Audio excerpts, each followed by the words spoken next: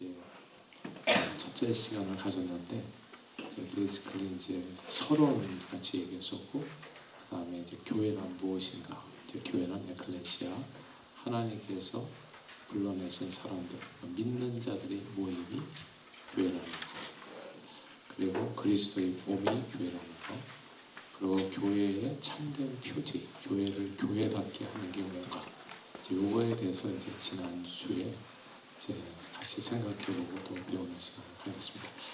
이제 사실 이 교회론을 두 번의 시간에 커버한다는 것은 거의 불가능한 거예요. 근데 그 어려운 일을 지금 제가 하고 있잖아요.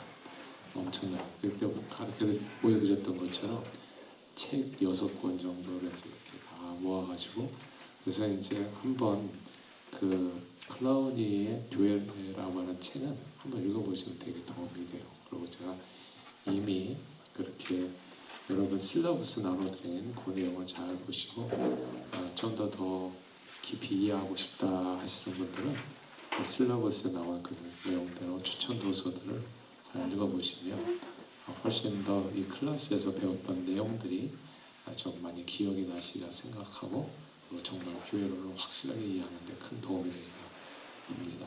그래서 지난주에 아마 제가 이해하기로는 이제 교회의 참된 표지, 세 가지 중에서 말씀이 있어야 되고, 성례가 있어야 되고, 그리고 이제 권징이 있어야 되는데, 이제 권징에 대해서는 우리가 이제 거기까지 한 걸로 알고 있습니다. 권징까지는 아직 하지 않았는데, 그래서 칼빈은 이제 교회의 표지를, 그래서 여러분이 나눠드렸던 유인물의 3페이지에 3페이지 맨 아래 3번 교회의 표지, 첫째는 말씀, 둘째는 성례, 그리고 세 번째는 이제 권징인데, 오늘은 이제 권징에 대해서부터 이제 한번 생각해 보고자 합니다.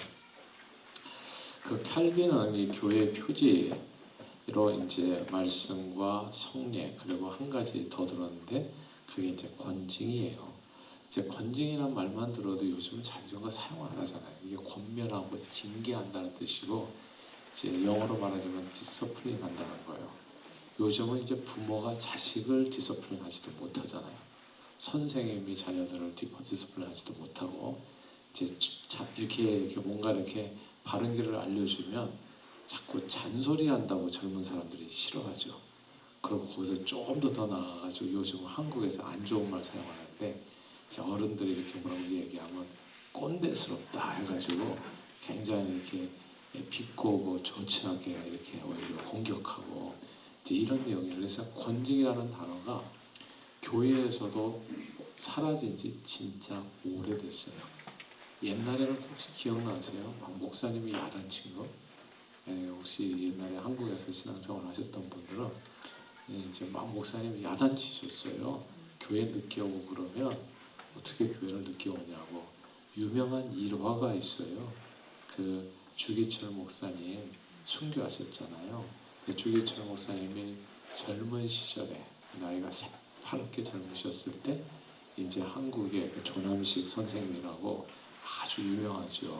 뭐 민족의 선생님이라고 얘기하는 그분이 그 교회에 나이가 좀 지긋하셨는데 장로님이셨거든요. 근데 예배 드리는데 무슨 사정이 있으셔가지고 5분인가 늦게 들어오셨어요.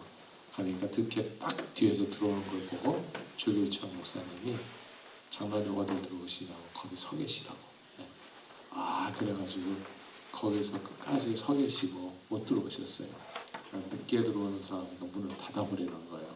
예배 시간에 어떻게 늦게 올 수가 있냐.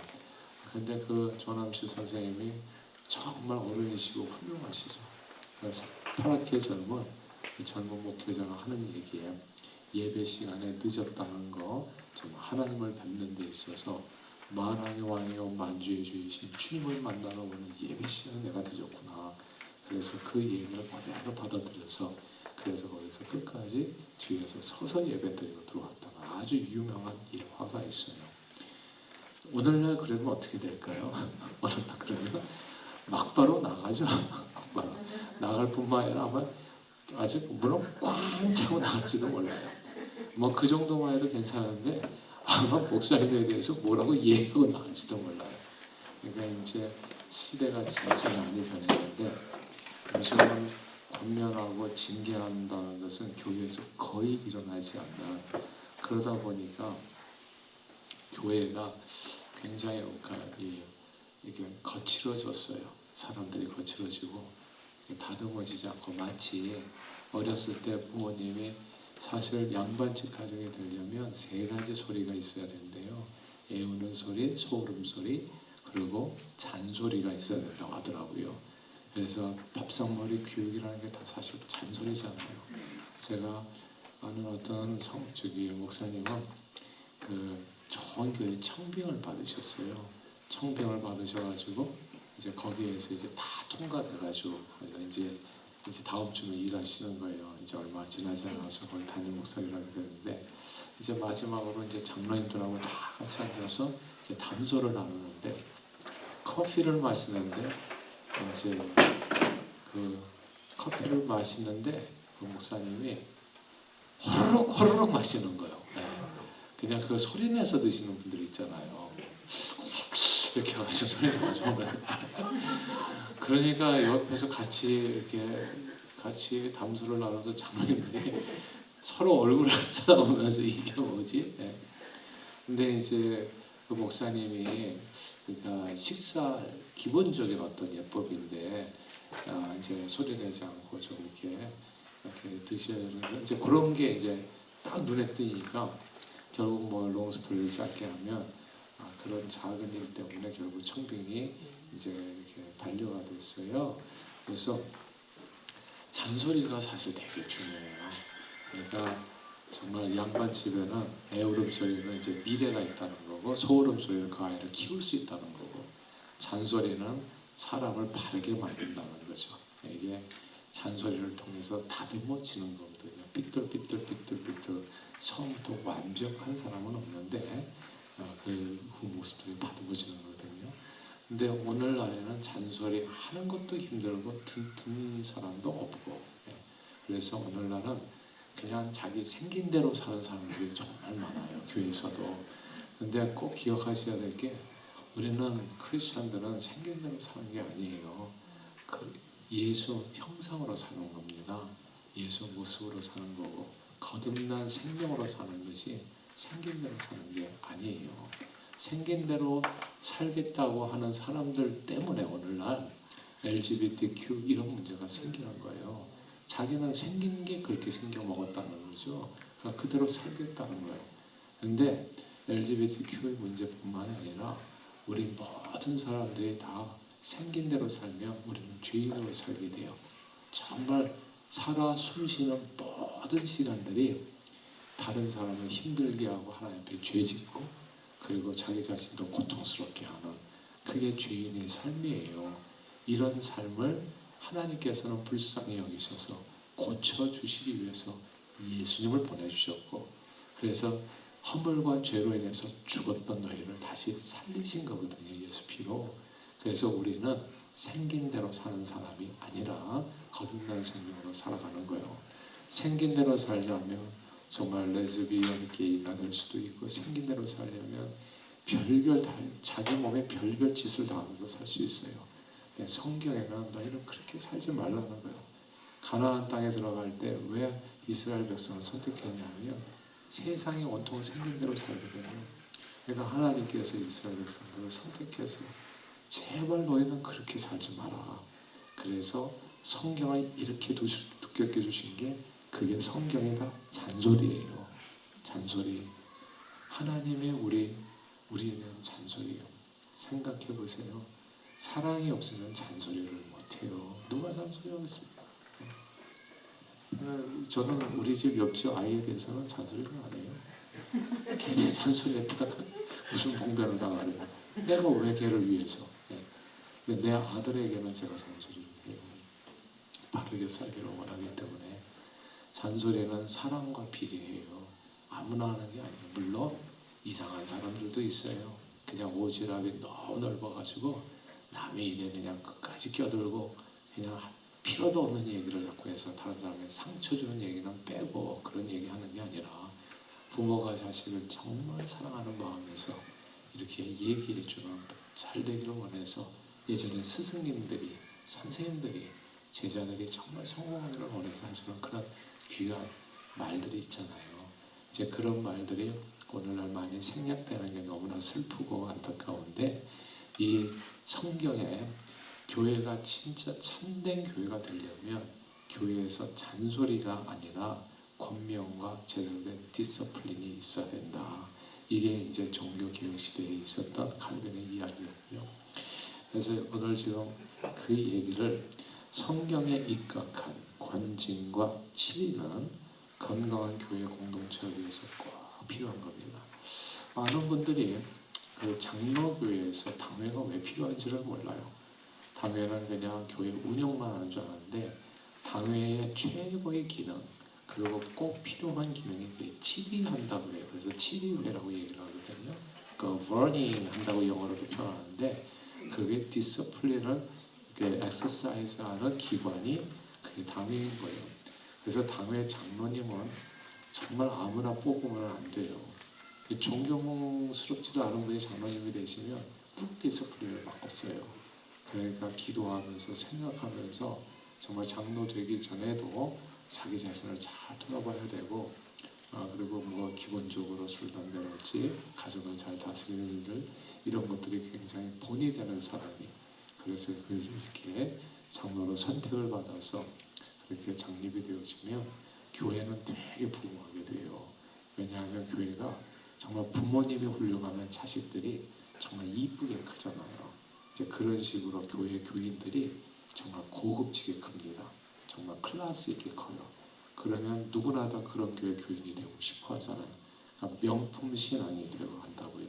이 명품 신앙인이 되어가면 every choice, 그러니까 모든 삶의 그 영역에서 진짜 교인들이 다 복을 받아요. 다 진짜 복을 받아요. 그러니까 바르게 살면, 성경대로 살면 하나님은 거짓말을 안 하세요. 성경에 있는 약속이 다 이루어져요. 그 교회에서 어렸을 때 제가 언젠가 얘기했나요? 저는 은퇴하면 제가 꼭 하고 싶은 게 있어요. 저는 두 가지 하고 싶어요. 하나는 교회에서 어린이 교사를 하고 싶어요. 카트 대통령처럼 주일학교 교사하는 게 꿈이에요. 그리고 또 하나는 교회 청소하는 게 꿈이에요. 교회 보니까 우리도 외주를 주는데 이렇게 잘 청소가 안 되는 그런 부분들이 있어요, 교회에. 그러면 이제 거기가 이제 냄새도 나고, 그리고 이제 보이는 데만 계속 닦으니까, 그래서 그런 게 좀 아쉬워서 이제 여유가 되면 내가 꼭 그것을 할 수 있도록 하나님 기회를 주세요. 이제 이렇게 기도를 하는데, 주일학교 애를 꼭 가르치고 싶은 이유가 있어요. 주일학교를 보통 어린이들을 갖다 가르치는 사람들이 보면 젊은 사람들 좋아하잖아요, 애들이. 그러니까 젊은 들이 이제 많이 가르쳐요. 근데 젊은 분들은 인생에 이런 얘기 들어보셨죠? 너는 늙어봤냐? 나는 젊어봤다. 이런 얘기예요. 그러니까 우리는 젊어봐가지고 인생이 어떻게 흘러가는지, 그리고 어떤 변곡점에서 어떤 내용이 중요한지를 알잖아요. 뭐 국산사자를 안다는 얘기가 아니라 인생을 살아가는데 어떻게 지혜롭게 살 수 있는지 내용. 근데 성경에서 가르치는 것에서 어렸을 때 꼭 가르쳐줘야 될 게 뭐냐면, 그게 부모를 공경하라예요. 부모를 공경하는 걸 꼭 가르쳐줘야 돼요. 요즘은 애들이 진짜 말을 안 들어요. 자기 소견에 어른대로 부모하고 아무 상의 없이 그냥 좋아하는 상대와 만나서 결혼을 하고, 그리고 그게 인륜지대에서는 얼마나 크고 중요하고 자기 평생에 영향을 상관이 없어요. 그런 거를 그렇게 감정적으로 선택하는 경우가 되게 많아요. 그 얘기가 사실 에서가 그랬어요. 에서가 자기 눈에 좋은 대로 햇사람의 여인을 선택해서 마음대로 결혼했어요. 부모는 마음에 너무 고통이 되는 거예요. 근데 에서는 그런 게 상관이 없어요. 그러면 어떻게 되냐면 큰아들임에도 불구하고, 장자임에도 불구하고 하나님께서 장자권을 옮겨와 버리시더라고요. 순종하는 아들 야곱에게. 그러니까 성경은 거짓말이 없어요. 내 부모를 공경하라. 이는 약속 있는 첫 계명이니 내가 땅에서 잘되고 장수하리라. 반드시 잘됩니다. 저는 부모 공경하는 자식이 잘 안 되는 걸 본 적이 없어요. 진짜. 여러분도 주변에 자세히 보세요. 부모를 공경하면 사람이 기본이 된 거예요. 기본 이상입니다. 그런 사람은 진짜 훌륭한 사람이에요. 그러니까 이런 내용들을 언제 나이 들어서는 벌써 머리가 커져가지고 되지도 않아요. 이미 자기 뜻대로 쭉 살아온 길에 유턴하기는 너무나 힘들어요. 어렸을 때, 한 살이라도 어렸을 때 이런 얘기를 꼭 얘기해 주면 그러면 너무 도움이 돼요. 제가 나중에 알게 된 거예요.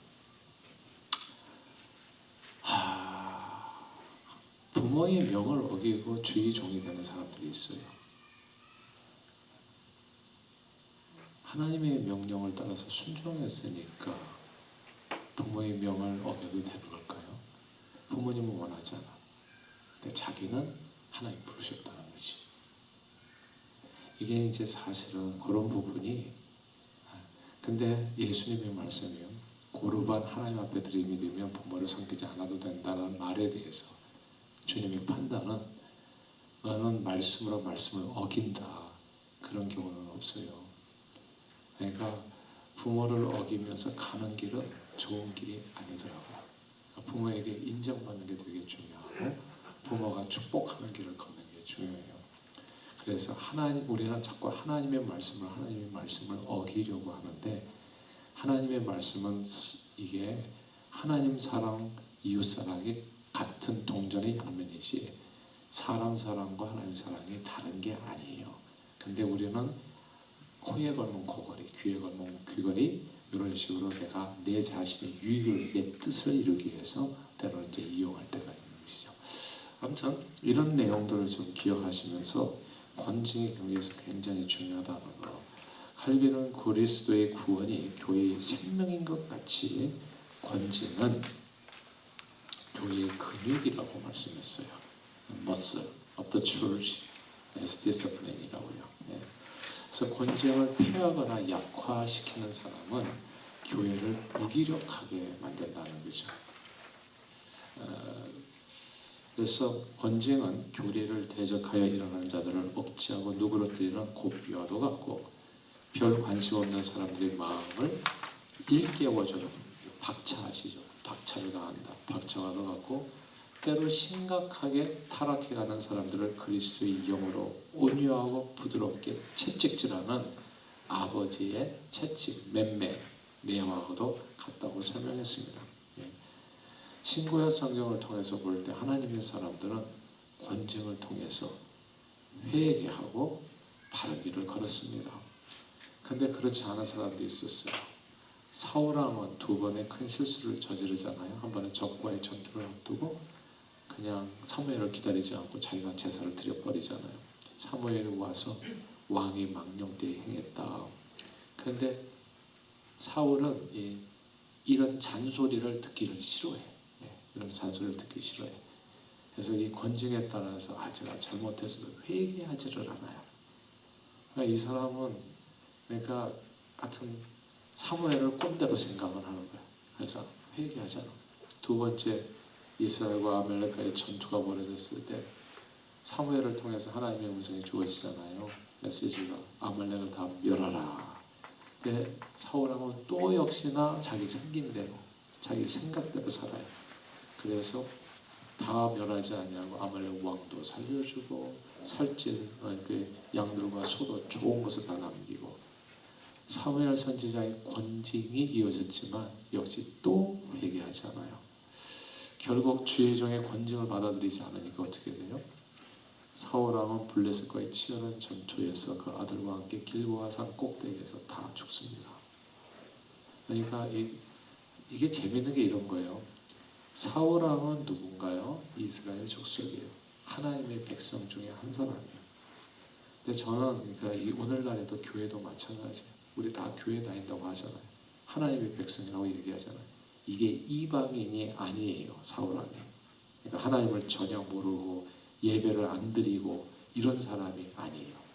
그러니까 오늘날로 말하자면 교회도 꼬박꼬박 보고 신앙생활을 나름대로 한다고 하는, 그래서 나는 왕이니까 직분도 꽤 있는 사람이죠.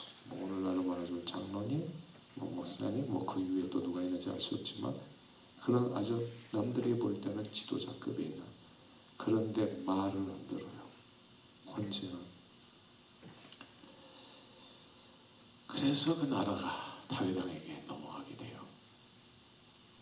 그래서 교회 다니면서 우리가 왜 이렇게 교회 다니는데 이제 삶이 이렇게 시온의 대로처럼 열리지 않는가? 잘 생각해 보세요.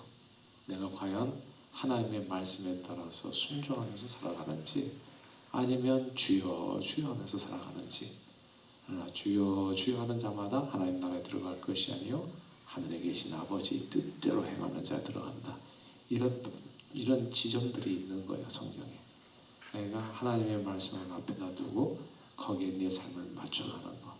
근데 그렇게 못할 때는 너무나 감사하게도 하나님께서는 우리를 권징할 수 있도록, 그래서 깨우쳐 줄 수 있도록 교회에 그런 기능을 주셨던 거예요. 그래서 교회 교인들이 복된 길을 걷지 아니하고 주여 주여만 하고 계속 헤매고 어린 양처럼 갈 길 제 길로 가면서 그러면서 고통받을 때 그런 분에게 따끔하게 얘기해줘서 돌이키게 해서 구원하라 살리라.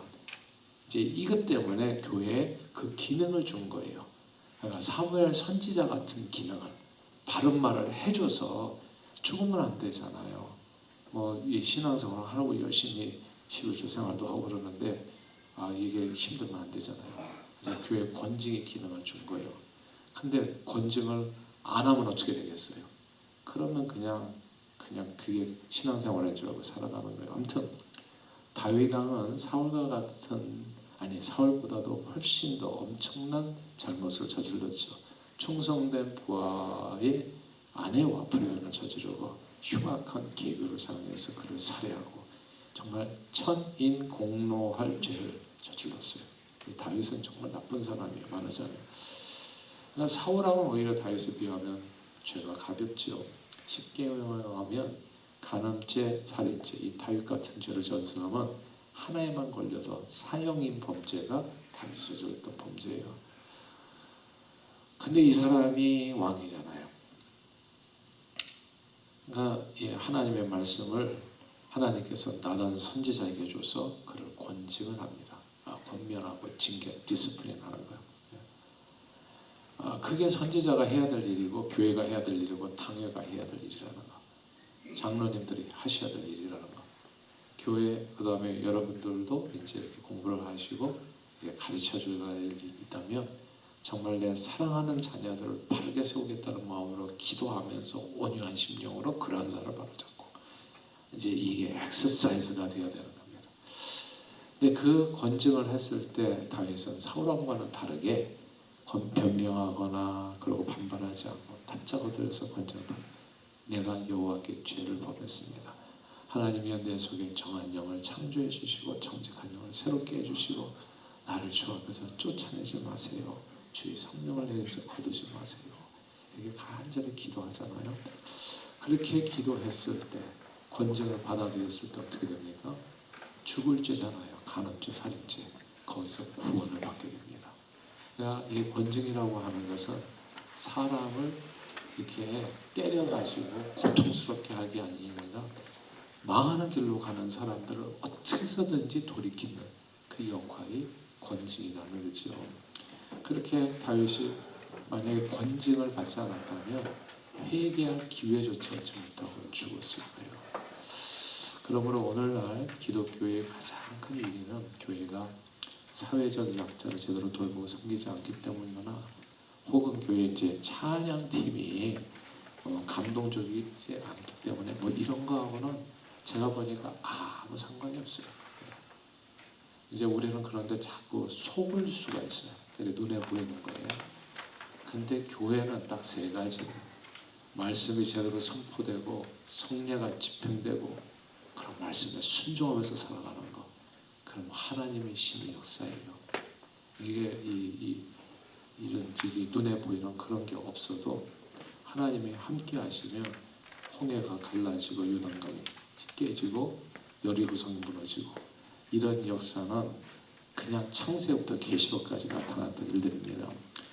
오늘날 그래서 현대교회의 진정한 위기는 권징이 사라진, 그래서 교회 안에 세속화가 들어가고 물질주의가 들어와가지고 교회 교인들이, 그러니까 이스라엘 백성들이 결국은 망한 거잖아요.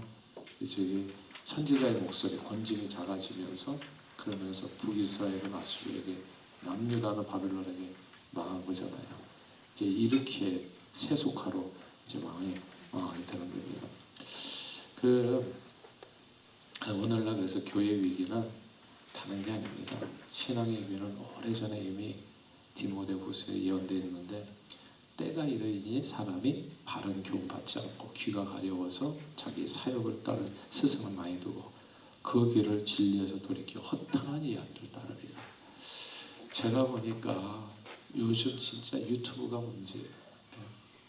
별별 얘기들을 다 해요. 근데 거기에서 가만 보니까 내 생각하고 딱 맞게 얘기하는 목사님들이 다 있어. 보니까 다 내 생각 어쩌면 그렇게 나오고, 우리 목사님은 안 맞는데 거기 들어가면 그 목사님은 어쩌면 내 속을 긁어주는, 이게 진짜 문제예요. 그래서 자기 귀에 맞는 사람들을 마지막 때는 쫓아서 살게 된다. 그래서 오늘 담임 목사님이 이렇게 나한테 이렇게 바르게 살려고 하면 마음에 안 들면 옮기면 되는 거예요. 놀라워요.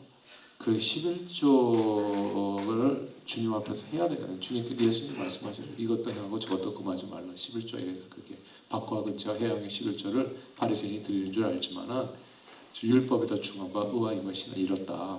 그러나 너희는 이것도 행하고 저것도 금하지 말아야 될지니라. 이렇게 얘기했거든요. 그리고 신약 시대는 11조가 아니에요. 전체를 다 바쳤단 말이죠. 자기 모든 가진 것을 유무상통인 신약 시대이잖아요. 무슨 11조가 의미가 있냐고요. 10에 10을 다 바친 판국이에요. 근데 오늘날에는 10에 10을 바치기 때문에 11조가 필요 없다고 얘기하는 게 아니라 그것도 아까워서 안 하는 거거든, 사실은.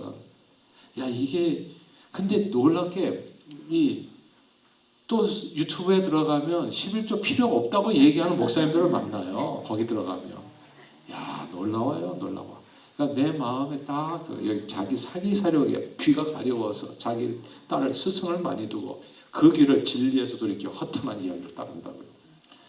성경 말씀 그대로 이루어져요. 그러니까 이게 조금 더 이렇게 야단 맞는 거 싫어하고, 조금 더 Don't tell me what to do, I know what I'm doing. 그래서 각자 소견에 오른 대로, 이게 지금 무슨 사사시대도 아닌데 다 그렇게 살아가려고 해요. 그러니까 이게 어떻게 되겠어요? 교회가 기준도 없어요. 그냥 왔다 갔다 밖에 없는 거예요. 하나님의 말씀이 권위가 떨어진 교회는 이미 죽은 교회입니다. 역사는 사라져요. 그러니까 교회 안에서 별별 안 좋은 일들이 계속 벌어지고 삶은 변화되지 않고, 좀 나아지는 것도 없고, 부모와 자식은 깨지고 부부간에도 헤어지고, 이게 뭔지 알 수가 없는 세상을 살아요. 이게 신앙생활의 의미가 하나도 없어. 그러니까 예수 믿는 사람이나 안 믿는 사람이나 교회 다니는 거 빼고 나면은 아무것도 차이가 없어요. 그러나 예수 믿으면 기쁨과 평강이 임해요.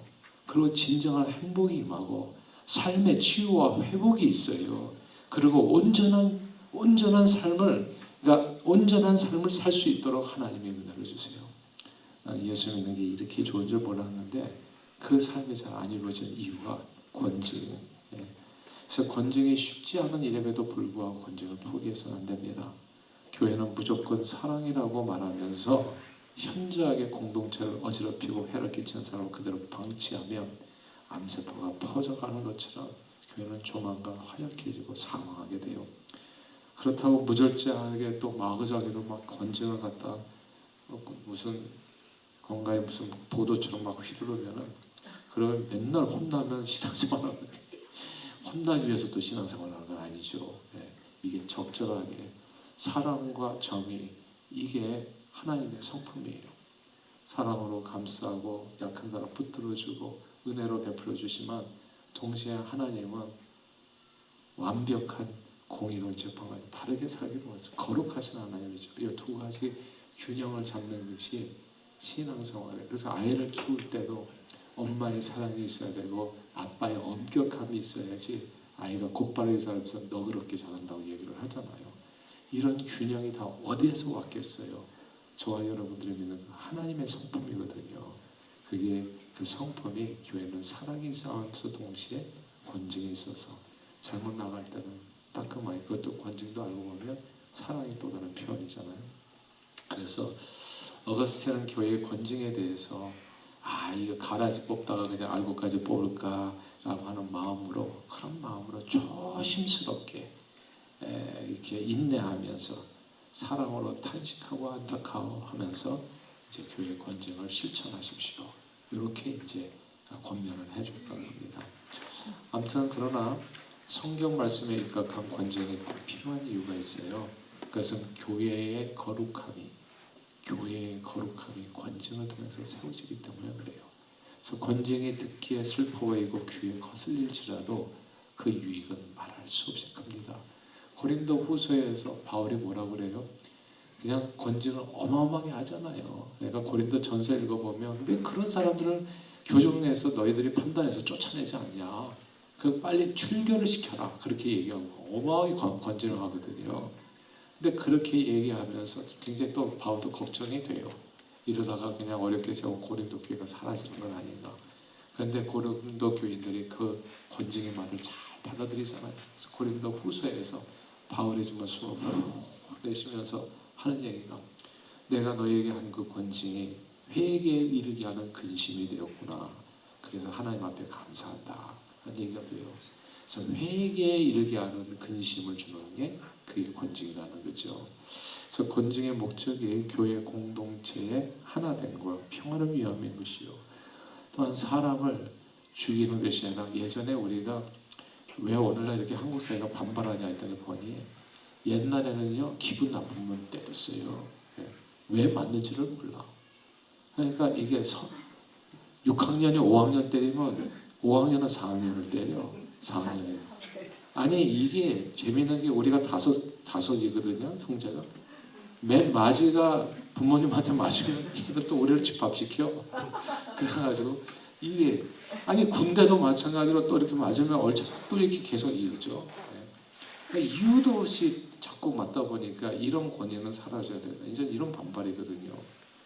근데 정말 우리 자신을 또 지키는 그 권위는 지켜줘야 되는데, 그것까지 몰라줘서 이제 문제죠. 한국 교회는 초창기에 권징이 굉장히 잘 시행됐던 교회입니다. 그래서 노예 보고서랄지 그 당회 보고서를 보면, 출교를 당했다는 그런 보고가 상당수가 보고되어 있고요. 그래서 제가 찾아봤어요. 그때 1915년에 열렸던 제4차 사회 총회, 장로교 총회, 평북노회에서 보니까, 그때 주색 잡기를 좀 즐긴 사람이 있었나 봐요, 교인들 가운데. 그런 사람들에 대해서, 그리고 또 여러 가지 불미스러운 주의를 범한 사람, 그래가지고 이런 사람들 그 한 해에 1000여 명이 교회에서 출교를 당했어. 1000여 명이에요. 그때는 교인들이 별로 많지 않았을 때잖아요. 1915년이니까. 오늘날 한국 교회는 이단인 경우에만 출교를 하거든요. 이단인 경우에만.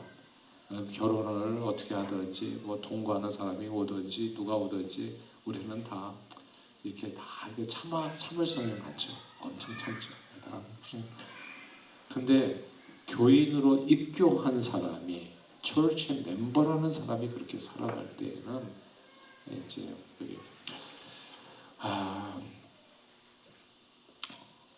근데 이제 저도 이제 저는 이게 제가 여러분들에게 가르치는 거는 이렇게만 얘기하는 건 아니고요. 저는 그렇게 하려고 애를 쓰죠. 근데 이렇게 하려고 하니까 이런 현상이 생기더라고요. 그냥 교회를 떠나더라고요. 부담스럽다. 그거예요. 그러니까 또 이제 또 많아요, 세상에는. 또 코로나만 돌아가면 더 있어요. 그러니까 이게 참된 교회의 표지로서 교회가 서기가 오늘날에는 쉬운 세상은 아니구나. 근데 그렇게 거룩함을 지키려고 했었기 때문에 교회 다니는 사람 하면 세상 사람들이 존경을 했어요. 그러니까 무슨 이 시대에 남아있는 마지막 우리가 바라볼 어떤 양심처럼 거짓말 안 하죠. 도둑질하지 않죠. 남이 보든지 안 보든지. 그리고 바르게 살려고 애를 쓰죠. 옛날에는 이렇게 동네에서 문제가 있으면 그 교회 장로님을 찾아요. 안 믿는 사람도. 그러니까 교회가 그냥 세상의 양심이었던 때가 있었거든요. 근데 오늘날에는 교회에서 뭘 얘기하면 세상에서 더 얘기해. 반발해. 3.1운동 당시에 민족 대표 구성의 50%가 기독교인들. 어떻게 그렇게 됐다고 생각하세요? 기독교인 숫자는 그때 뭐 몇 %밖에 안 되는데 전체 인구에. 그렇게 몇 %였지만 그렇게 범국민적으로 존경받는 사람들이 기독교인이었다. 이걸 절대 잊어서는 안 돼요. 그런 개혁이 저는 정말 이 시대에 일어나기를 바라고, 이제 그런 내용이 교회론의 내용인 겁니다. 참된 교회 표지 배웠어요. 말씀, 성례, 관직. 이 내용이 여러분의 마음에 잘 담겨서, 그리고 그 크고 작은 어떤 미팅 가운데서도 사랑으로 잘 온유하게 바른 길로 인도해 주셔서 교회를 온전하게 건강하게 아름답게 세워가시는 우리 모두가 되기를 주님의 이름으로 축복합니다. 교회의 목적, 이제 4페이지를 넘기시고요. 교회의 목적이 중요합니다. 교회는 왜 존재하는가에 대한 얘기입니다. 교회의 목적은 뭔가? Purpose of the church. 탈무드에 보면 아무것도 겨냥하지 않으면 아무것도 명중시킬 수 없다는 말이 있잖아요. 목표가 없으면 그냥 방황할 수밖에 없어요. 내가 교회 왜 다니는지를 모르는 거예요.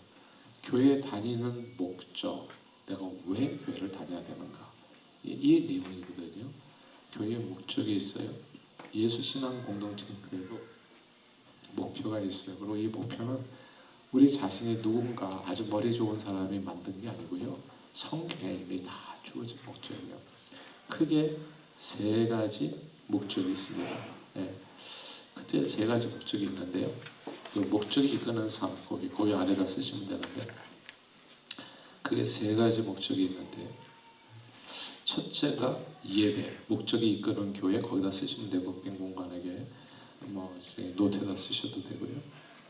첫째 예배, 둘째 양육, 셋째 영혼 구원입니다.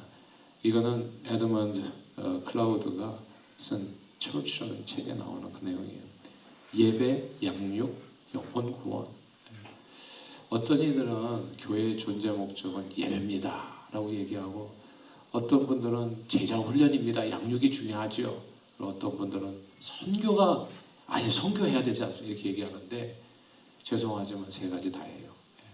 싸울 필요가 없어요. 예배, 양육, 그리고 선교, 영혼 구원. 이게 세 가지가 마치 삼위일체처럼 서로 분리할 수 없이 상호 보완해서 완전함을 이루는 교회의 목적이 됩니다. 이 세 가지를 꼭 기억하시고요. 먼저 예배인데, 예배는 또 그러니까 이제 목적이 그런 교회 거기다 먼저 드리고 적으시고, 예배에 또 세 가지가 있어요. 예배는 어떻게 드려야 되는가? 예배를 드리는 것. 첫째는 드리는 예배. 그 다음에 둘째 삶의 예배.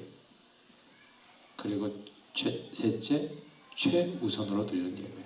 최우선 예배. 드리는 예배, 삶의 예배, 최우선 예배. 이 세 가지 단어를 일단 정리를 해놓고요. 하나씩 좀 말씀을 같이 나눌게요.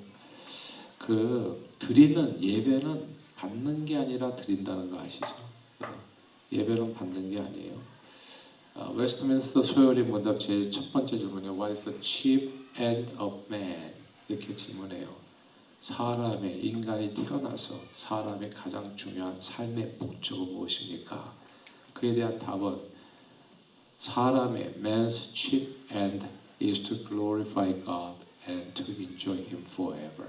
이렇게 돼 있어요. 삶의 가장 중요한 목적은 하나님을 영화롭게 하고 그분을 영원히 즐거워하는 겁니다.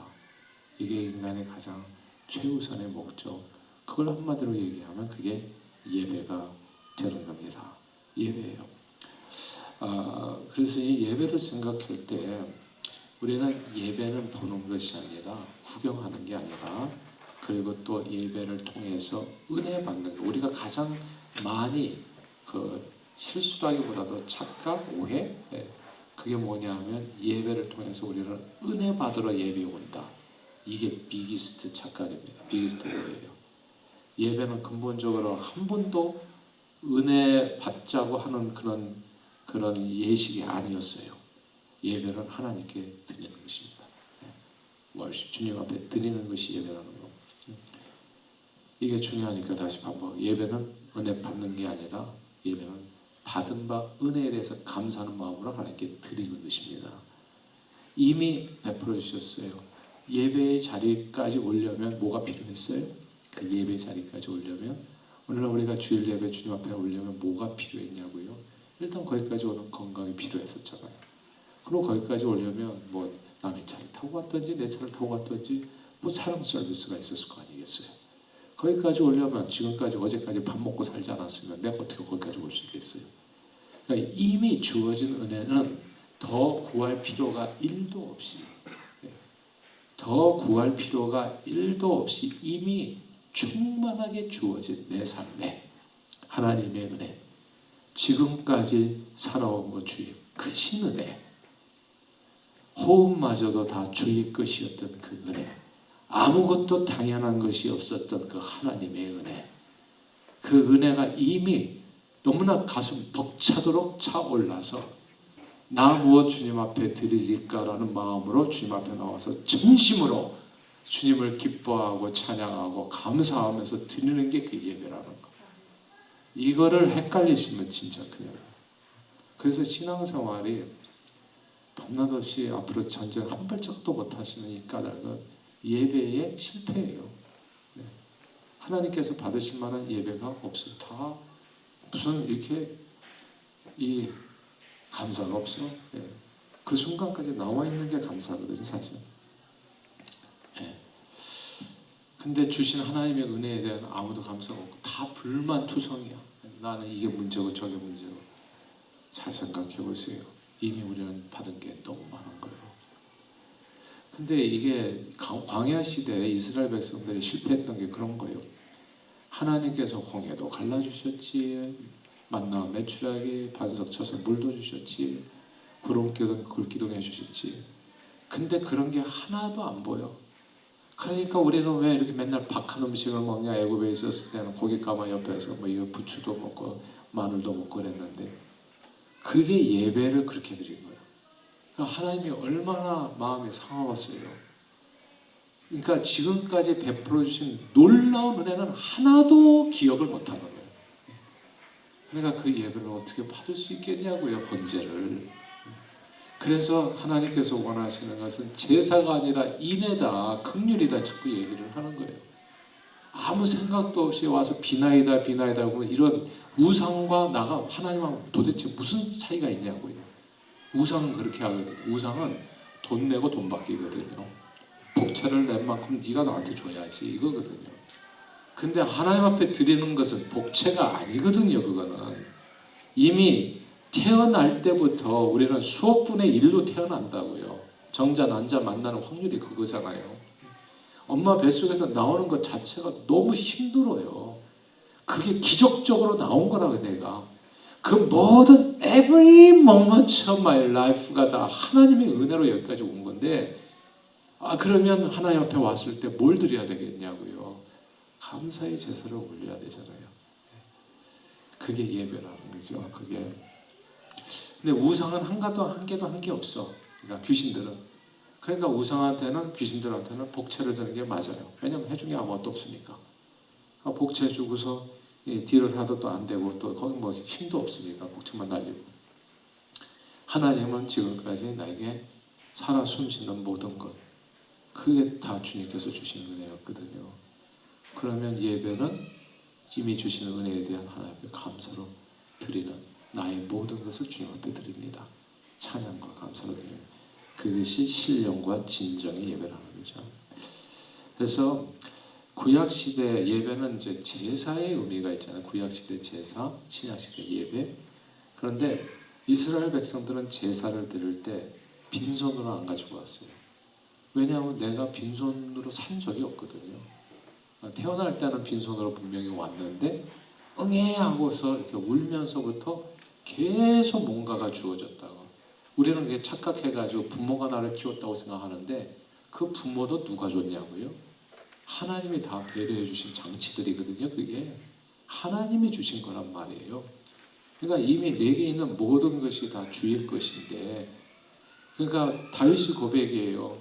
내가 무엇을 주님께 드릴 것이 있었겠습니까? 주님께서 주지 않았다면 주님께서 주신 것으로 드렸을 뿐입니다. 이게 고백이거든요. 예배자의 고백. 그러니까 주님께서 주신 게 많잖아요. 그걸 가지고 가서 드리는 게 예배거든. 그러니까 양, 소 있잖아요. 그게 어떻게 우연이 되겠어요? 그러니까 그걸 가지고 가서 하나님 앞에 드리는 거. 베풀어 주시는 은혜. 감사하여 감사제 화목제. 그리고 하나님의 뜻대로 살지 못했음에도 불구하고 나를 붙들어 주신 그 은혜에 감사해서 속죄제, 속건제, 제물을 드린 겁니다. 예배는 받는 게 아니라 하나님께 드리는 거. 그래서 성도들이 보통 예배에 은혜 받으러 나온다는 말 종종 하는데 그거 좀 고쳐주세요. 지금까지 살아온 게 다 당연한 건 하나도 없었던 거잖아요.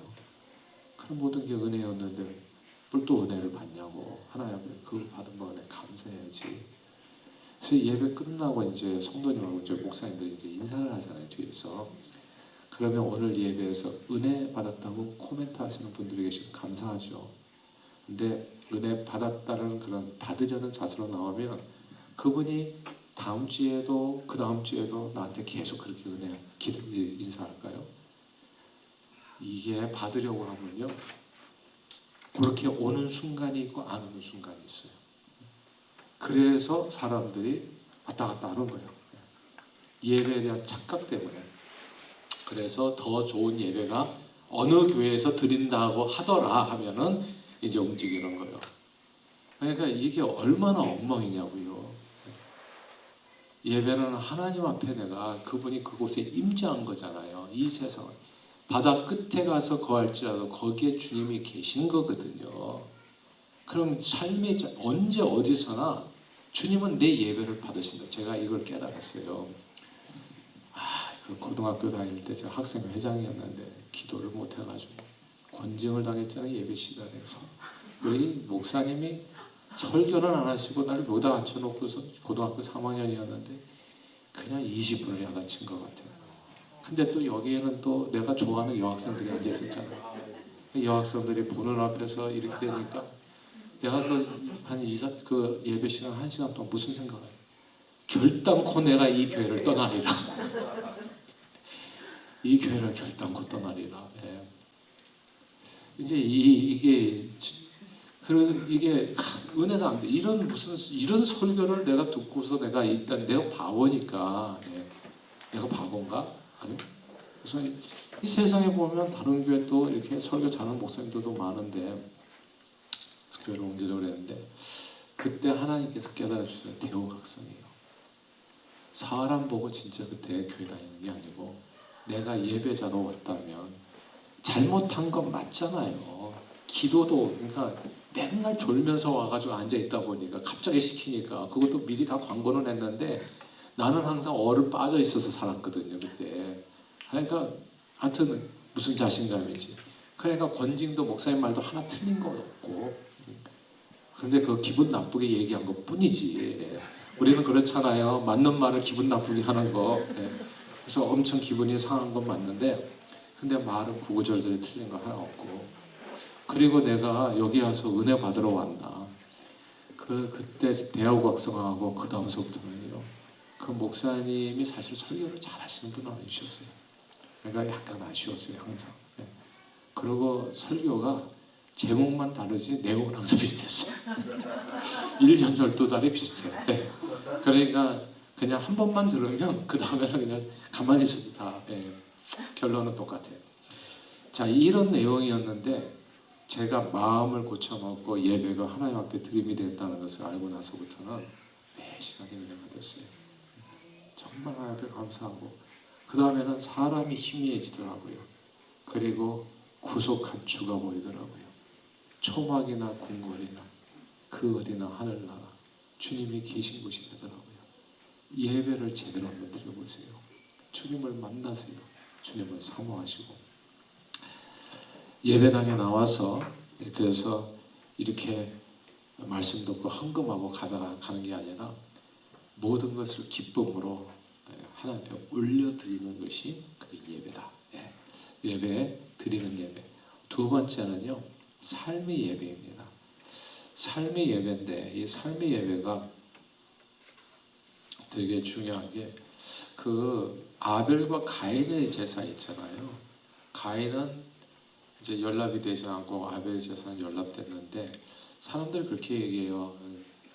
양의 새끼를 드렸으니까 피 제사를 드리고 가인은 곡물이니까 피가 없었다.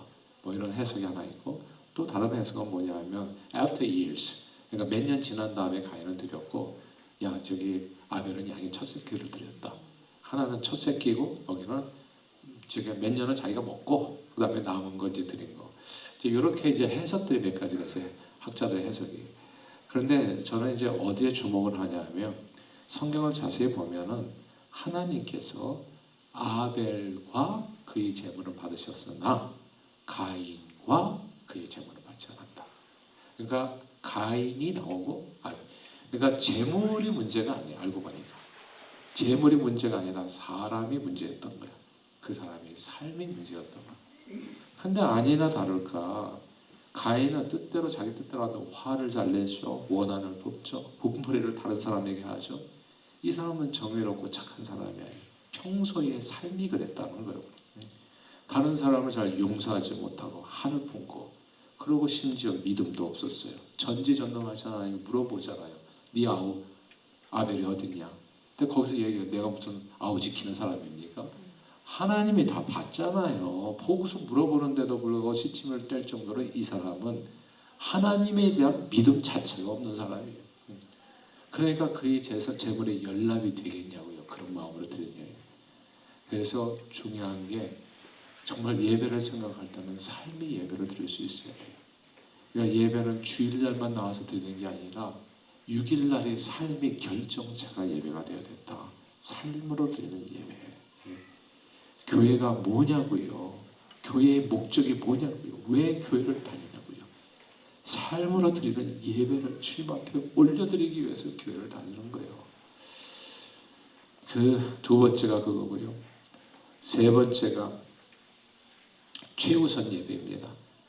최우선 예배가 마태복음 6장 33절에 보면 예수님 말씀 너희는 먼저 그의 나라와 의를 구하라 얘기하잖아요. 거기서 제일 중요한 단어가 뭐냐면 먼저예요. 먼저. 사람들이 하나님의 나라와 의는 다 구해요. 다 구해. 교회 다니는 사람한테 물어보세요. 주님을 위해서 뭐 섬기고 싶지 않습니까? 하면 다 섬기고 싶다고 그래요. 근데 우리는 먼저 안 할 뿐이에요. 11조도 먼저 안 해요. 봉사도 먼저 안 해요.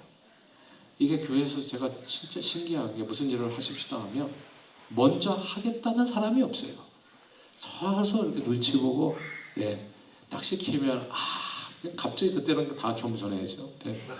나는 능력이 없었어요. 이래서 다 손을 내리고 그리고 다른 사람 하는 거 돕겠습니다. 왜 도우려는 사람이 그렇게 많아? 뒤에서. 저는 그저 다른 사람 뒤에서. 근데 실제적으로 보면 뒤에서 있지도 않아. 그냥 오지를 않아요. 그냥. 그건 다 그냥 이 겸손을 가정한 그냥 회피죠. 회피. 그래서 먼저라는 단어가 중요한 거예요. 먼저. 하나님께서 기뻐하시는 사람은 먼저 드리는 사람이에요. 의자에 앉아도요. 꼭 뒤에 가서 앉아. 앞자리에 앉으시라고. 내가 항상 얘기해요. 우리 저기 그 장로 장립하고 할 때는 제가 항상 하는 권면이 그거예요. First come last. 그게 리더십의 그 본질인데 섬김의 으뜸이더라. 그리고 불편한 자리에 먼저 가시라. 그러면 모든 사람이 그대를 존경할 거라. 근데 우리는 섬김의 눈치 보고 불편한 자리는 남에게 양보하고 그러니까 이게 어떻게 되겠어요? 그러니까 하여튼 우리도 보면은 저희 교회 얘기해. 여기는 안 그러고 이 교회도 안 그러겠죠. 뒷자리부터 채워져. 어떻게 된 게. 근데 first 먼저 하라는 걸 꼭 기억하세요. 예배는 먼저 하는 거. 그 마르다 마리아 있잖아요. 마리아를 본받으세요. 예수님 앞에 딱 앉아 있는 거. 강대상 앞에 바로 거기 앉으세요. 그거 개런티입니다. 제가 지금 단독 목회가 30년이에요. 저기까지 하면 40년이 되죠. 전도사 생활까지. 근데 우리 교회에서 지금 현재 우리 교회에서 요 앞줄 세 줄, 요 세 줄의 새벽 기도에 오는 세 줄에 앉는 사람도 있어요. 그 사람들 기도는 다 이루어졌어요. 놀라워. 이게 그냥 우연이라고도 볼 수 있어요. 근데 제가 볼 때는 성경 말씀, 나를 간절히 찾는 자가 나를 만날 것이라고. 하나님을 간절히 찾는 자가 만나요. 희한하잖아요. 소경 바디메오가 한 번 불렀을 때는 예수님이 쳐다보지도 않아요. 간절히 all the more 이렇게 되어 있잖아요. 간절히 주변에 많은 사람들이 조용히 하라는 얘기를 뚫고서 주님을 찾잖아요. 12년 혈류증 여환자가 간절한 마음으로 예수님의 옷을 붙잡잖아요. 많은 사람이 밀고 땡겨요. 주일날 수없이 많은 사람들이 와요, 교회에. 그러나 그 간절함으로 몇 사람이나 교회를 오냐고요. 정말 그 안날부터, 아니 그 전날부터, 예전에 사실은 우리 어머니들 토요일 서부터 다리미로 다렸어요. 그 종이 돈. 그래가지고 준비를 했단 말이에요. 성미해가지고. 그러니까 오늘날에 대한민국이 있는 거예요. K-food, K-culture, 이게 저절로 된 게 아니죠. 이게 온전히 하나님의 은혜죠. 근데 올해는 우리 자녀들에게 어떤 세상을 물려주실 거냐고요. 도대체 이 간절함을 잃어버리면. 그런 내용이에요. 먼저는 간절함을 얘기하는 거예요. 먼저는 내가 하겠습니다, 주님. 제일 먼저 앞에서 순복음교회가 어마어마한 교회예요. 사실은 자랑스러운 교회예요. 오늘날에는 좀 이렇게 많이 좀 약해져서 좀 그것도 안타깝고 슬픈데, 그 70만까지 올라갈 때 엄청났는데, 이제 미국 선교사가 가가지고 거기서 이제 설교를 하는데, 교회 예배가 이제 딱 시작되잖아요. 시작되기 한 30분 전부터 사람들이 밀려 들어오잖아요. 문을 딱 열면.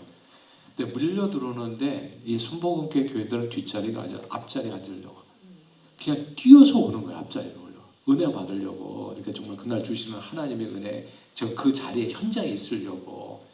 그러니까 이렇게 뛰어 들어오는 거야. 근데 뛰어 들어오는데 좀 뒤에서 좀 오는 사람은, 그러니까 내가 자리를 놓칠 것 같으니까 의자를 막 건너뛰어가지고 이거 껑충껑충 뛰어가지고. 그러니까 이런 광경을 이 미국 목사님이, 미국에서 그래도 큰 교회 하는 목사님이 보통 불러가지고 거기서 저기 설교를 하시잖아요. 자기 평생에 처음 본 거야. 이렇게 앞으로 막 100m 달리기 하듯이 달려나오고 말이지, 의자 껑충껑충 뛰어서 오는 거는 자기 평생에, 미국에서 보기가 진짜 평생에 한 번도 본 적이 없어요. 근데 이게 만사가 해석이 중요하거든요. 근데 그분은 이제 이렇게 해석을 한 거예요.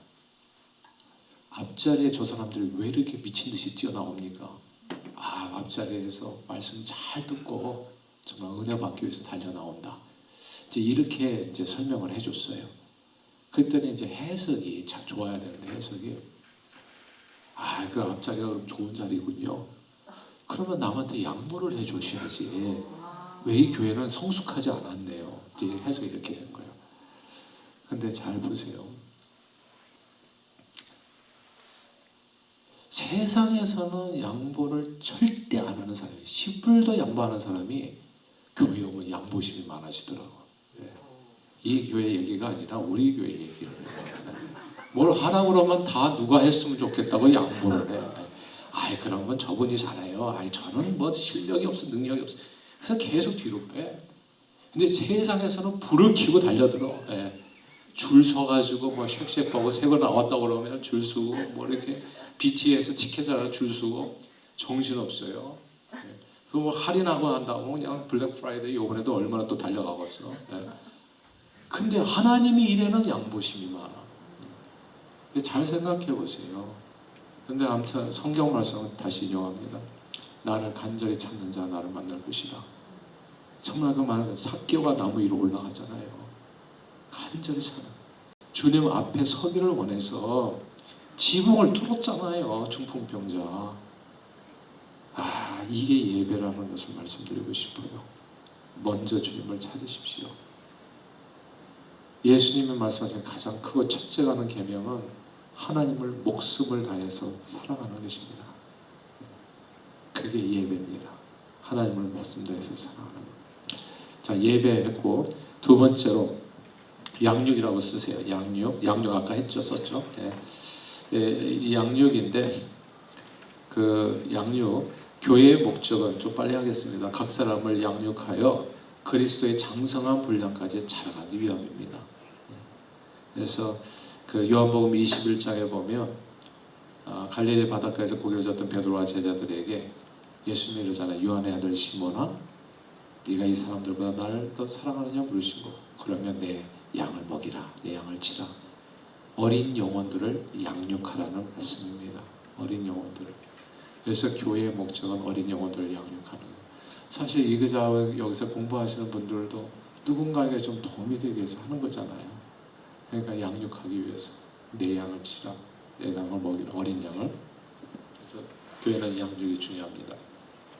세 번째 교회 목적은 교회가 예수님이 몸이라는 사실을 기억할 때 꼭 한 단어로 표현할 수 있어야 되는데, 예수는 뭡니까? 예수님은 구원자라는 뜻이잖아요. 그래서 교회의 목적은 그냥 구원, 영혼 구원이 될 겁니다. 영혼 구원. 그래서 이걸 여러 번 예수님께서 확인시켜 주셨죠.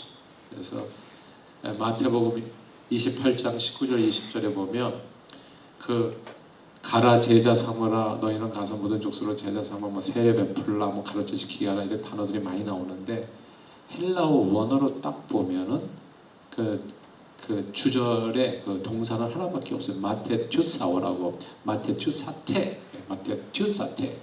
마테튜사테가 뭐냐면 제자 삼으라는 명령입니다. 제자 삼으라는 명령. 그래서 이게 영혼을 구원해서 하나님의 사람을 만들라. 그래서 교회의 존재 목적 한마디로 사람 영혼 구원해서 제자 삼는 것이라고 볼 수 있어요. 그 4M 처치라고 들어보셨는지 모르겠는데, 듀르 신학교인가? 듀르 유니버시티의 레너드 스윗 교수가 한 얘기예요. 교회는 이제 이렇게 네 가지 형태로 구분해서 4M으로 이렇게 이해할 수 있다고 하는데, 첫째가 살아있는 교회는 미션 처치. 필그림 선교기가 미셔널 처치잖아요. 미션 처치. 그러니까 교회의 존재 목적을 확실하게 미션, 선교에 두고 하나님이 나라 확장을 최우선으로 해가지고 달려가는 교회. 이게 살아있는 교회고, 그리고 열정적인 교회고, 하나님 신이 역사하는 교회고. 성교의 M, first M입니다. 근데 두 번째 M이 있어요. Ministry Church. 첫째는 미션, 두 번째는 Ministry Church. 근데 교회가 이 선교적 사명을 잃어버리기 시작하면 이 목회적 교회가 돼요. 그러니까 점점 전도 중심, 선교 중심의 교회가 열심히 잃어버리고 영혼 구원하는 데 열정이 자꾸 줄어가게 되고 프로그램들이 많아지게 됩니다. 교회. 행사 중심이 되게 돼요. 그래서 뭐 부활절 프로그램, 뭐 이런 프로그램 필요 없다는 게 아니라 그런 것들만 남는다는 뜻이에요. 그런 것들만 남는다는 뜻이에요. 그러니까 그 모든 사실 부활절도 그렇고 크리스마스도 그렇고 모든 교회 행사는 어디에 초점을 둬야 되냐면 하나님이 가장 기뻐하시는 일, 영혼 구원에 초점을 둬야 되는데, 영혼 구원이 사라져버리고 그냥 행사를 위한 행사가 되는 미니스트리만 되게 많아요. 되게 바쁘게 돌아가. 그런데 영혼 구원하고 이게 연결되나? 이렇게 질문해 봤을 때는 그닥 되는 것 같지가 않아요. 제가 예전에 오래전에 30년 전에 그 미국 교회당을 빌려서 썼는데, 그 미국 교회가 약간 좀 분위기가 그냥 이래요. 부활절하고 성탄절이 가장 미국 교회에서는 큰 행사고, 그때 교인들이 또 안 나왔던 사람들 다 교회를 나와요. 근데 제가 가만 보니까 몇 년 지나다 보니까 작년에 왔던 각설이가 죽지도 않고 또 오는 것 같아요. 그러니까 똑같아, 작년에. 너무 설교도 비슷한 것 같아요. 그러니까 이게 이제 생화 같은 거를 두면 이제 이게 빨리 식으니까 다 좋아. 다 그냥 플라스틱으로 만든 걸 다 부활절 그 장식품들을 다 준비해놔요. 그래가지고 그걸 부활절 때 사용하고 이제 창고로 들어갔다가 먼지 털어서 그 다음에 그대로 나오고, 성탄절도 들어갔다 그대로 나오고, 이렇게. 근데 똑같아. 장식도 똑같고 모든 게 똑같아. 그럼 작년에 했던 게 카피예요. 그냥 매년 똑같이 찍어내는 것처럼. 이게 이제 미니스트리 출신. 근데 무슨 영혼권에 대한 열정 이런 게 뭐 노방 전도를 한다든지 뭐 선교를 튀어나간다든지 이런 게 없는 거예요. 그냥 이게 미니스트리 처치가 딱 이런 경우구나. 그러니까 천천히 죽어가더라고요. 천천히 죽어가. 100명이 넘었던 교회가 점점 죽어서 60명, 40명 이렇게 죽어가더라고요. 미니스트리 처치. 세 번째가 maintenance, 현상 유지적인 교회. 현상 유지적인 교회. 그냥 이제 목회도 이제 더 프로그램 발전도 없고 현상 유지, 차지도 없고 덥지도 않은 교회. 네 번째가 그렇게 되다가 이제 뮤지엄 처치, 박물관 교회가 돼버리는 거예요. 그냥 건물은 있는데 이미 안에 들어가 보면 큰 교회인데 안에 들어가 보니까 두세 명 남아 있고 이미 살았다고 하지만 죽은 교회. 그 두세 명이 왜 남아 있는가 봤더니 그 교회 묘지가 있는 거예요. 교회 앞마당. 근데 그 두세 명 자리밖에는 안 남았어. 새로 오면 안 돼 또 서로. 그러면 그 자리가 가지고 또 컴퓨터. 그러니까 이런 교회가 있어요 실제로. 그래서 뮤지엄 박물관 교회. 그래서 이게 누구나 서면 앉고 싶고 앉으면 눕고 싶고 자고 싶은데 성령 안에서 무시로 깨어서 기도하지 않으면 교회의 존재 목적인 선교 사명, 영혼 구원하는 제자 삼는 사명을 잊어버릴 수 있게 돼요.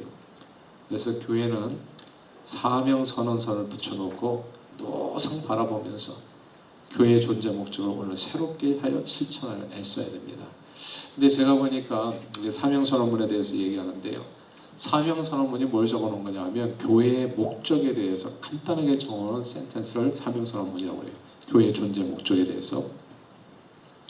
그래서 이 필그림 교회 사명 선언문을 딱 보니까 예수를 믿어서 새 생명을 누리고 예수의 제자로 자라가며 예수의 증인되어 이웃을 복되게 하는 교회.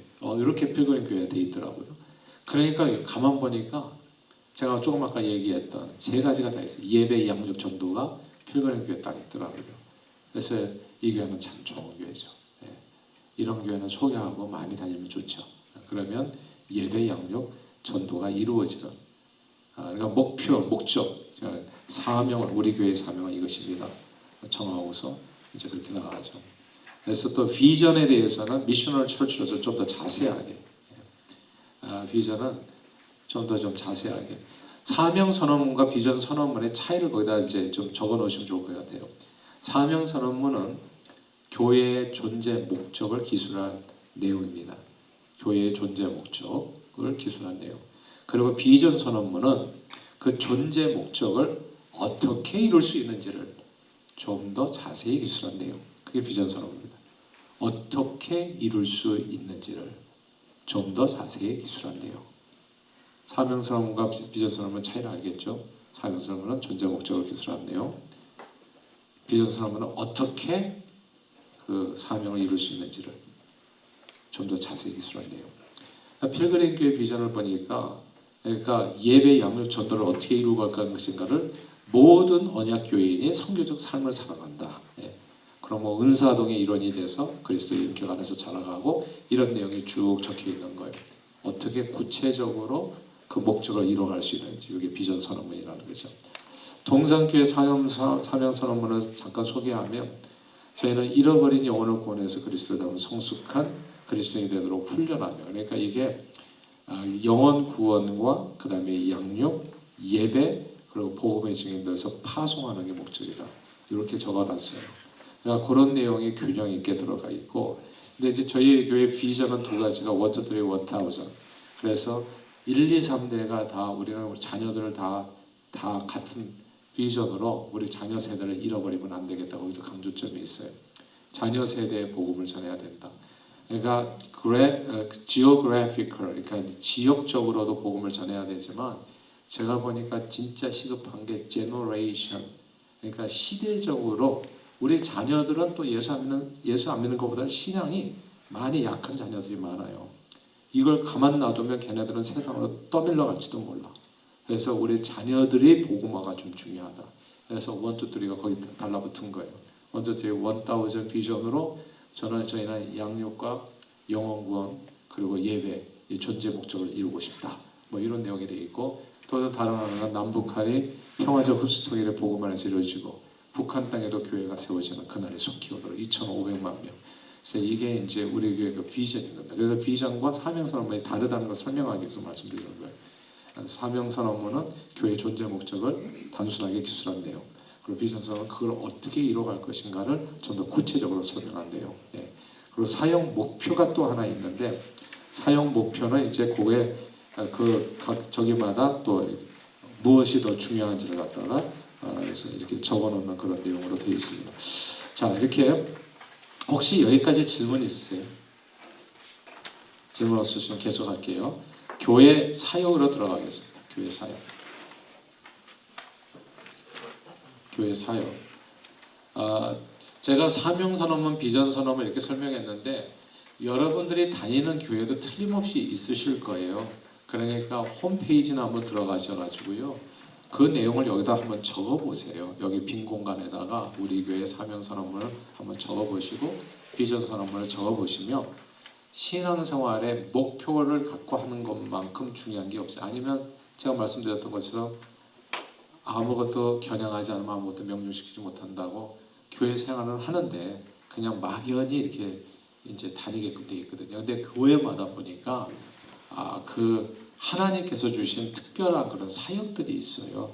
그러니까 그 교회를 다닐 것 같으면 그 교회를 통해서 이루시고자 하는 하나님의 뜻을 함께 이루어가면 너무 좋죠.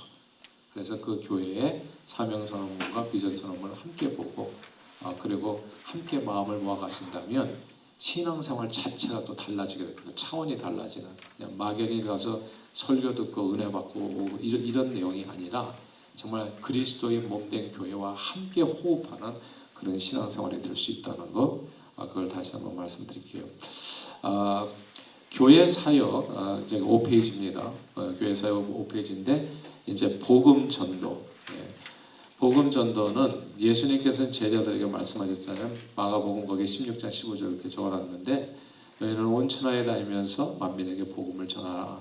때를 얻든지 못 얻든지 말씀을 전파라 얘기했고, 근데 이렇게 돼 있기 때문에 복음 전도는 사실 목사, 선교사, 전도사 혹은 전도 특공대들이 각 교회마다 있잖아요.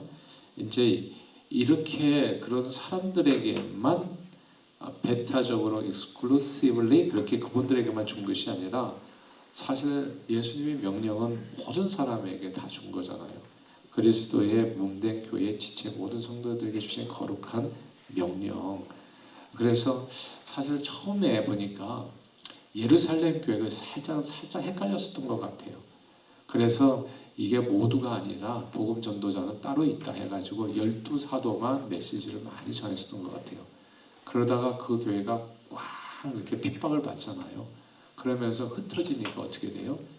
빌립 집사, 스데반 집사 다 복음 전하다가 이렇게 순교한다든지 혹은 복음 전하면서 교회를 세워가잖아요.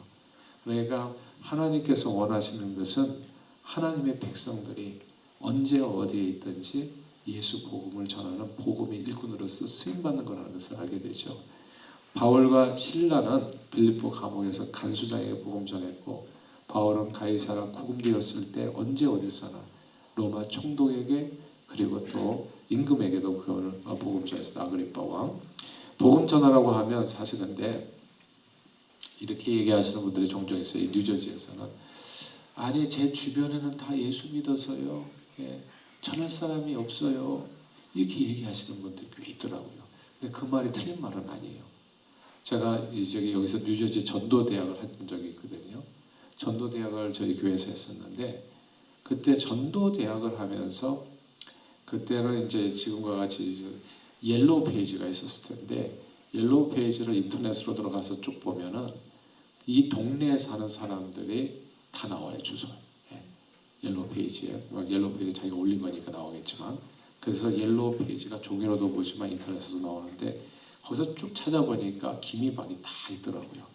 그래서 제가 그 이름들을 다 추려가지고 리르페리에 사는 거기서 집집마다 쫓아다녔습니다. 축구 전도를 한 적이 있어요. 그래서 집을 두들기면 깜짝 놀라요. 어떻게 알고 찾아왔냐고. 그러니까 이제 그래서 이제 복음을 전하면 근데 참 그렇게 하는 게 좀 쉽지는 않아요. 어디는 했더니 화를 내면서 나오고, 왜냐면 그분이 밤새 일하고 온 거야. 낮에 자는데 내가 문을 두드렸으니까 얼마나 화가 나왔어 나한테. 파자마차 마지막으로 나와가지고 말이지, 누구냐고. 복음 전하러 없다고 그러니까. 때를 기세요. 그래가지고 도망치고 막 그래. 근데 아무튼 선물을 사가지고 다녀야 돼요. 그래서 빨리 선물 주고 도망가야 돼. 예. 그러면 그거 뭘 받으면은 약간 그 노가 좀 누그러져요. 예. 아무튼 그렇게 다니면서 봤는데 제가 놀라운 걸 발견했어요. 10집을 하면은 6집 정도가 진짜 교회를 다니더라고요. 뉴저지에서. 그리고 그 4집 정도가 안 믿는 사람을 만나는데, 안 믿는 사람이 아니에요. 4집 정도에서 한 집은 천주교, 한 집은 불교. 그리고 2사람은 완전히 악한 사람들. 진짜 어떻게 해서든지. 그러니까 그때까지 예수를 안 믿고 있었다는 것은 굉장히 강한 사람들이에요. 예. 그럼 들어오기를 기다리는 사람. 예. 한번 해보자. 그 사람 중에 한 사람이 이다. 그러니까 이게 믿을 사람들, 이게 교회 다닐 만한 사람들은 이미 다 다닌다는 게 맞구나라는 것을 그때 느꼈어요. 노방전도를 20명을 하면 한 사람이 전화번호를 적어줘요. 그때 제가 알았던 거예요. 20명을 나눠주면서 이렇게 복음을 전하면 거의 15명은 그냥 받지도 않고 도망가고, 거기서 이제 3명, 4명은 좀 이렇게 그 예의상 받아주고, 그러면 크리스찬들은 좀 받아주기도 하고. 근데 정말 그 중에서 갈급한 사람이 있어요. 한 사람이 적어줘. 그래서 저는 교회는 무조건 된다고 생각하는 사람이에요. 왜냐하면 돌아다니면 돼요. 예수님처럼 막 돌아다니면서 하면은, 예수님도 모든 사람을 전한 게 아니잖아요. 바리새인같이 반대하는 사람도 있고. 근데 하다 보니까 이게 이제 삭개오 같은 사람이 있는 거죠. 예, 기다리는 사람이 있어요. 그래서 그런 사람들이 있다는 것을 알면서 복음 전하는 게 중요하다는 것을 알게 되는데, 근데 이 지역에 그러니까 사람이 없어요. 그러니까 저기 이렇게 복음을 전해 보면 많지는 않아요. 많지는 않아. 한국은 지금 15% 그 이하로 떨어졌다고 했잖아요. 500만 명이고 200만 명이 안 나가. 가나안 성도고. 5천만 명 중에서 15% 정도밖에는 지금 크리스천이 안 남아서, 그러니까 안 믿는 사람이 꽤 많아진 거예요, 한국에는. 그래서 한국은 지금 오히려 우리가 왕성하게 복음을 전할 수 있는데, 미국은 상황이 이제 이래요. 그렇기 때문에 사람들에게 이렇게 복음을 전하라고 그러면, 목사님 정말 주변에 예수 믿는 사람이 다 돼가지고 전해서. 그래서 제가 얘기하는 거예요. 그럼 한국 사람이냐, 영혼이냐고. 외국 사람한테 전할 생각을 왜 못하냐고. 그래서 외국 사람한테 전하면 되는 거예요. 그리고 영어가 문제면 뭐가 문제겠어요? 영어를 배우면 되는 거잖아요. 예? 그리고 하면 되는 거잖아요. 그래서 영어 공부를 다시 시작해야지. 그러면 복음을 전하기 위해서, 밥 먹고 살기 위해서가 아니라. 그리고 세상은 넓고 사람은 많다. 그러니까 세상에, 제가 이번에 캄보디아 선교를 갔다 왔는데 1%, 2%거든요. 천지 밑가리에 안 믿는 사람들이. 거기 가서 복음을 전하면 한류기 때문에 지금은 이 한국 사람들 엄청 좋아해요. 그 사람들은 코리안 드림을 꿈꿔요. 한국 가가지고 일하고 오는 게 꿈이에요. 그래서 원어민들을 잘 알아요. 한국 원어민들, 한국 언어. 그래서 여러분들이 원어민들이잖아요. 할 일이 많아요. 우리 옛날에 영어 원어민 많이 다녔거든요. 영어 배워. 거기도 가보니까 한국어를 가르치는 캄보디아 사람이 있어요. 그러니까 이렇게 약간 그 나라식 발음으로서 한국말을 하는 그런 사람들에게 돈 주고 배우거든요. 근데 우리는 가가지고 원어민 공짜로. 세상에 다녀보면 진짜 영혼이 많아요. 아직 예수 믿지 않은 영혼이. 선교를 하면 되는 겁니다. 이게 복음 전도예요. 양육 훈련. 두 번째, 복음을 듣고 예수를 믿게 되면 거듭남의 은혜를 받게 되잖아요. 거듭남의 은혜를 받게 되면 그러면 이제 바로 태어난 겁니다. 그러니까 이게 여기서 장성한 분량으로 성장할 수 있도록 계속 가르쳐줘야 됩니다. 그러니까 이 성경에 제가 말씀드린 것처럼 부모 공경하는 거, 그리고 술, 담배, 마약, 타투 이런 거 하지 마라. 이게 내가 정말 난 정말 초등학교 선생 되는 게 꿈이라니까요. 애들이 어렸을 때 이런 메시지를 안 들어가지고 교회 다니는 애들도 그리고 이렇게 참 그거 지우는 게 힘들어요. 너무너무 안타까워. 하지 말라는 걸 왜 하냐고 도대체. 건강에도 안 좋은 거를. 그러니까 유명인들 세상을 따라가는 거거든요. 근데 이런 얘기를 양육을 해야 된다. 근데 모르니까 어떻게 알겠어요. 그러니까 성경을 우리가 잘 알아서 이게 양육 훈련을 해줘서 바른 길을 걸을 수 있도록 말씀에 따라서 복된 삶을 누리도록. 술, 담배를 우리 한국 기독교인들이 안 하는데 예전에 어떤 목사님 보니까 미국에 와보니까 목사님들도 술 마십니다. 그래서 제가 생각할 때 그런 목회자 따라가면 안 돼. 큰일 나. 술 취하지 마라 이런 방탕한 것이냐. 오직 성령의 충만을 받아라. 그리고 가만 보니까 지금 WHO에서 그렇게 나왔나요? 예전에는 술을 적당히 마시면 좋다고 그랬는데 지금은 빵잔이라고 그래요. 빵잔. 술은 100회부에 담배는 그보다 더 못하고. 그러니까 이런 거를 이게 성경에 다 나와요. 너희 몸이 하나님이 거하시는 바 거룩한 성전인 것을 알지 못하냐. 몸을 더럽히면 내가 그를 멸하리라. 이게 성경 말씀이에요. 그래서 담배 피지 말라는 말이 어디 있냐. 왜 그렇게 얘기하냐고. 네 몸의 성전이 거였어. 성전 안에서 담배 피면 하나님이 퍽이나 좋아하시겠어요. 그러니까 신앙생활은 하나님이 싫어하는 걸 안 하는 게 신앙생활이거든. 근데 그렇게 살아가면 건강이 덤으로 오는 거예요. 그리고 모든 게 평생 천수를 누리고 살아요. 당뇨병 이런 거 다 잡혀. 제가 말할 진짜 성경 다 있을 거 아니에요. 건강하고 장수하고 행복하게 사는 비결이 하나님께서 매뉴얼 잔소리 이만큼 두껍게 신구약 그것도 66권이나 만들어가지고 그래가지고 이 말씀 잘 들으면요 정말 자다가도 떡이 나와. 이게 하나님이거든요. 우리가 믿는 진짜 좋으신 분이거든요. 그래서 이 분을 따라갈 수 있도록 양육 훈련을 시켜줘야 된다는 게 저와 여러분들의 삶. 자, 그 다음 페이지 교제입니다. 교제. 이 교제가 중요해요. 예수님은 요한복음 14장 34절 44절에서 세 계명을 너희에게 너희가 서로 사랑하라 얘기했잖아요. 사랑하라. 그래서 이 서로 사랑하고 교제하는 게 되게 중요합니다. 이게 그 교회는 이제 먹는 거를 잘 먹어야 돼요, 그렇죠? 그래야 우리가 식구가 돼요. 저희 교회에서 교회가 많이 부흥해가지고 친교실이 장소가 작아가지고 지금은 이제 성전 부지를 하나 더 샀으니까 이제 그런 문제는 없겠는데. 장소가 적으니까 친교실 밥 먹는 데를 갖다가 우리가 예배실로 바꿨어요.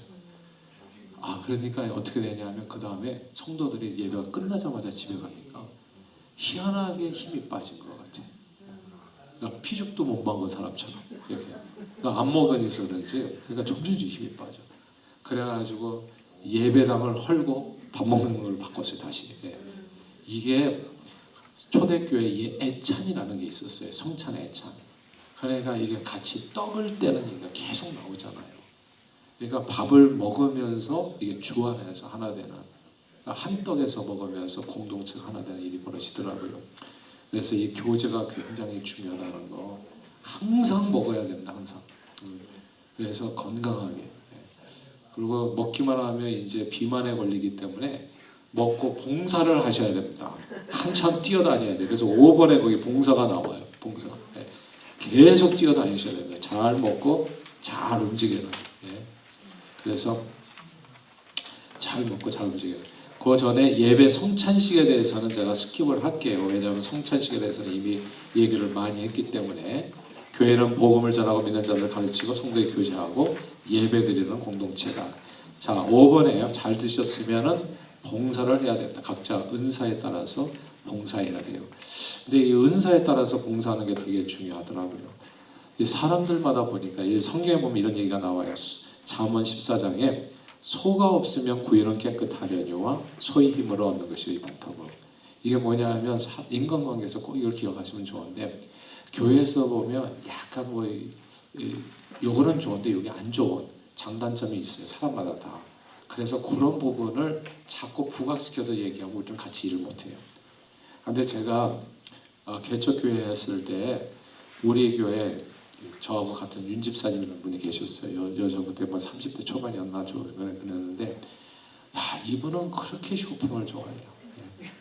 이게 자기는 이렇게 쇼핑을 가면 어떤 자유함을 느낀다고 해요. 그리고 이렇게 충만함을 느낀대. 쇼핑하는 그 모든 시간이 스트레스를 풀고 부부 싸움하고 나가서 쇼핑하고 나면 다시 하나가 되고. 그래서 제가 참 예수를 섬겨야 돼. 무슨 쇼핑을 하면서 푸냐. 그래서 이게 제가 항상 좀 이렇게 약간 불만이었어요. 그분에 대해서. 그리고 그 쇼핑하는 사람을 도대체 교회에서 뭘 써요? 어떤 이유지? 근데 그분에게 제가 주일학교 교사를 좀 신앙심 있게 보지라고 좀 맡겼는데 놀라운 걸 발견했어요. 이분이 쇼핑을 정말 얼마나 많이 다녔는지 그 동네 가격을 다 아는 거야. 물건 가격을. 그리고 어디가 싼지를 다 알아. 똑같은 물건도 어디를 가야 된다는 거야. 그리고 희한한 물건도 알아요. 이게 그러니까 이거 1만 시간의 법칙 있잖아요. 그래가지고 거기 이 사람이 그냥 전문가예요. 그러니까 쇼핑의 전문가예요. 알고 보니까 나는 쇼핑하는 것만을 따져가지고 이래서 이렇게 살면 안 되는데 했는데 그게 아니에요. 그래서 그다음부터 그분이 어떻게 쓰임 받냐면 우리 교회에서 뭐 물건이 필요한 장식품이 필요한 거 있잖아요. 그분이 다 사와요. 진짜 저렴하게 어디서 구해오는지 모르겠어요. 강사 목사님들 우리는 고민을 하잖아요. 무슨 선물을 준비할까. 그거는 다다다다다 나와. 네. 그리고 그런 게 다 귀한 것들이에요. 그리고 아주 싸게. 네. 그리고 그 타이밍도 알아. 언제 거기는 언제 나오고 언제 세일은 언제 나오고. 그래서 그런 분위기시더라고. 내가 사람이 생각이 좁아서 그래요. 알고 보니까 이 세상에 필요 없는 사람은 하나도 없더라고요. 교회의 존재 목적은 섬김입니다. 각자 주어진 은사를 따라서 봉사하는 것. 자, 지역 교회의 교인입니다. 보편적 교회와 지역 교회가 있는데 보편적 교회는 초대교회부터 지금까지 무수히 많은 지역 교회, 즉 그러니까 모든 지금까지 예수 믿는 모든 사람들, 그러니까 하나님의 백성들, 보이지 않는 하나님의 백성들, 인류 역사상 아브라함 포함해가지고 그게 이제 보편적 교회, 유니버설 처치라고 그래요. 보편적 교회는 그런 교회입니다. 눈에 보이지 않는 인비저블 처치라고 해요. 불가시적 교회라고도 얘기합니다. 이게 보편적 교회고요. 지역 교회는 여기 뉴저지 동산교회, 필리그림 선교교회, 한소망교회 등 또 여러분 다니는 그 교회 등 그게 이제 지역 교회입니다. 이제 그렇게 지역 교회를 다녀야 되는 이유가 거기 보니까 5가지 그 혜택이 있어요. 교회를 다녀야 얻는 혜택입니다. 이건 온라인에서는 안 돼요. 인터넷에서는 예배드리면 안 돼요. 유튜브에서는 이게 안 되는 거예요. 다른 교인들과의 교제가 안 되고 세례 성전에서 예식에 참여하는 게 안 되고. 하나님 말씀은 유튜브에서 할 수 있을지도 모르겠어요. 근데 4번 목사, 장로, 집사들, 교회 지도자들, 보살피면 맡는 게 안 되고 또 주님을 섬기기 위한 훈련과 사역에 동참하는 게 안 됩니다. 그래서 8페이지 지금 하는 겁니다. 마지막 8페이지. 그래서 이게 지역교회 교인이 되어졌을 때, 그래서 교인이 되면 이런 유익이 있다는 거. 가나안 교회, 안 나가는 교인들은 이걸 누릴 수가 없죠. 근데 등록 교인으로서의 책임도 있습니다. 여기 크게 4가지요. 책임은 뭐냐 하면 교회 모임에 참석해야 됩니다. 성경에 그렇게 얘기하잖아요. 너희는 모임을 피하는 어떤 사람들과 같이 하지 말고 사랑과 선행을 격려하여 그날이 가까워 볼수록 더욱더 그리하라. 이렇게 얘기하잖아요. 그래서 모임에 적극적으로 참여하는 게 필요합니다. 그리고 교회를 위해서 기도해 줄 의무가 있습니다. 그래서 항상 교회를 위해서 기도해요. 교회가 기도를 해야 교회가 쓰더라고요. 그리고 시험을 이기더라고요. 교회가 유난히 시험이 많은 사람들이 있어요. 시험이 많은 교회가 있어요. 그리고 어디를 가든지 문제를 일으키는 사람도 있어요. 근데 제가 그거 봤거든요. 어디를 가든지 문제를 일으키는 사람이 놀랍게도 A라는 교회를 가니까 거기서는 조용해지더라고요. 그래서 한 3교회를 그분이 돌아다녔어요. 근데 A라는 교회를 가니까 그분이 조용해졌어요. 그래서 도대체 A라는 교회가 비결이 뭔가, 제가 그 교회를 가봤잖아요. 여기서 다 이렇게 교회를 박살내고 사람들 마음을 다 부숴놓고 그리고 가는 데마다 싸우고 이런 사람이 그 교회를, 그러니까 이제 안에서 벌써 여기도 깨질 거다 생각했는데 거기서는 잠잠하게 끝까지 신앙생활하다 돌아가셨어요. 그러니까 내가 궁금하잖아요. 이 교회는 도대체 비결이 뭔가. 그 교회를 가봤더니 벽에 이렇게 붙여 있어요. 365일 금식기도 표. 그래서 릴레이 금식기도예요. 목사님부터 해가지고 365일 성도들이 이름이 빽빽히 적혀 있어요. 매일같이 금식을 해야 하는 거예요. 그리고 목사님이 가장 강조하는 게 기도예요. 교회는 기도로서요. 기도 외에는 없어요. 기도 외에는 귀신이 나가지가 않아요. 그게 다 귀신들 세력이거든요. 영적 전쟁이고 귀신들이 와서 분열시키고 다투게 하고 막 이런 거거든요.